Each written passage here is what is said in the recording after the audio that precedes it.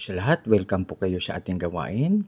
Dito na po tayo sa mga awit 31:15 akin pong babasahin. Ikaw ang may hawak nitong aking buhay. Ligtas mo ako sa pag-uusig. Pag-uusig ko't mga kaaway. Purihin na ang Diyos sa pagbasa ng kanyang salita. Tayo manalangin.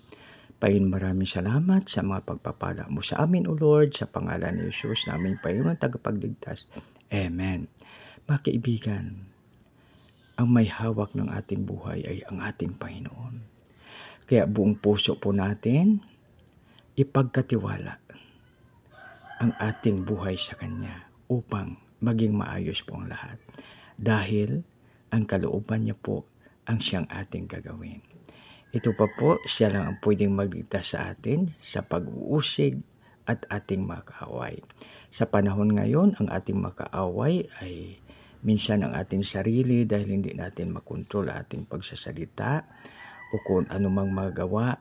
Subalit kung ipagkatiwala natin sa ating Panginoon, mga kaibigan, ligtas po tayo. Free tayo. Magkaroon tayo ng stress-free life.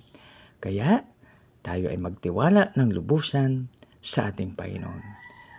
Maraming salamat. God bless us all at Merry Christmas sa lahat. Tayo manalangin.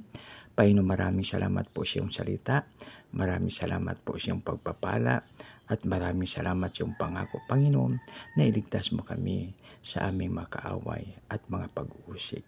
Sa aming dakilang Ama, ang Diyos na Abam, isa katakub, dinadalangin po namin ito sa matamis na pangalan na iwalat na si Jesus na aming Panginoon tagapagligtas. Lahat po ay magsabi ng Amen and Amen. God bless us all.